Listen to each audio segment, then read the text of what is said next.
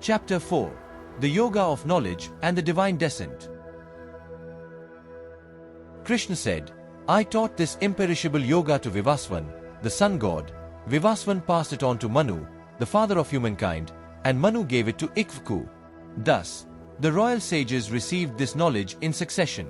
But over time, this supreme teaching was lost in the world. Today, I reveal the same ancient yoga to you, because you are my devotee and my friend, and because this knowledge is profound and transformative. Arjuna asked, You were born recently, O Krishna, and Vivasvan long ago. How am I to understand that you taught this yoga in the beginning? Krishna replied, Both you and I have passed through many births, O Arjuna. I remember them all. You do not. Though I am unborn, imperishable, and the Lord of all beings, I manifest myself by my own power, taking birth through my divine nature. Whenever righteousness declines and unrighteousness rises, I descend in person. To protect the good, to destroy the wicked, and to re-establish dharma, I appear in every age. My birth and actions are divine. Those who understand this truth, even at the time of death, are not reborn, they attain me. Freed from attachment, fear, and anger, absorbed in me, purified by the fire of knowledge, many have attained my nature. Whatever form a devotee worships with faith, I strengthen that faith and make it steady. Guided by that faith, the devotee seeks fulfillment, and I fulfill their desires.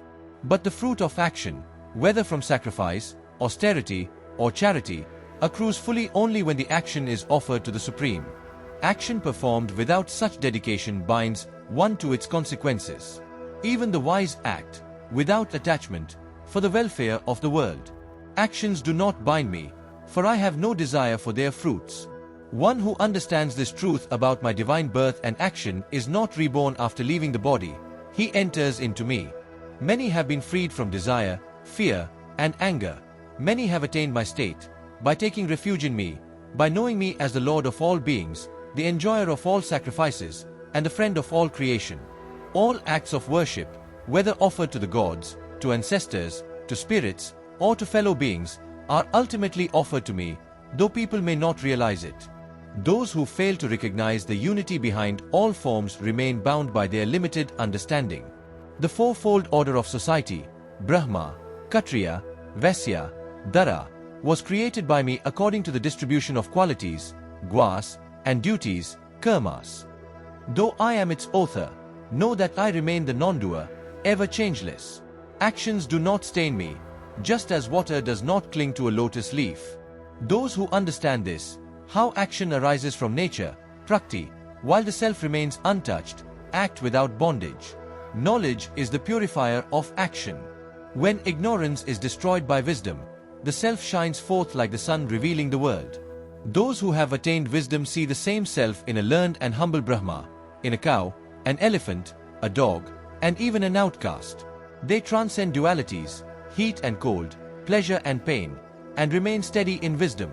Even here, in this life, one can overcome the bondage of action through knowledge.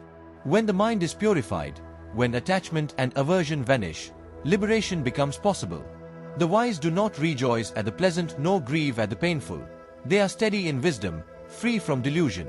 With the self as their only refuge, they attain peace. When a person abandons all desires of the mind and finds contentment in the self alone, they are said to be established in wisdom. The senses, even of the wise, forcefully drag the mind toward their objects. But one who restrains them, with senses fully mastered, remains steady in wisdom.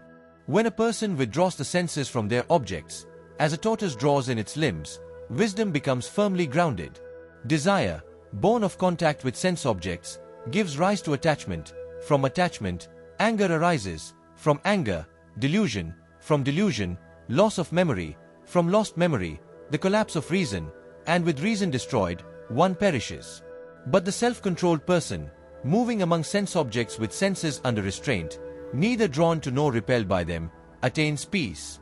In that peace, all sorrows dissolve, for the intellect of the peaceful person quickly becomes steady. There is no wisdom for the unsteady, no meditation for the unsteady mind. Without meditation, no peace, and without peace, no happiness. The turbulent mind is hard to control, as difficult to still as the wind. Arjuna said, This yoga of equanimity you describe seems very difficult, O Krishna, for the mind is restless and unsteady. Krishna replied, It is difficult, O mighty armed one, but attainable through constant practice and detachment.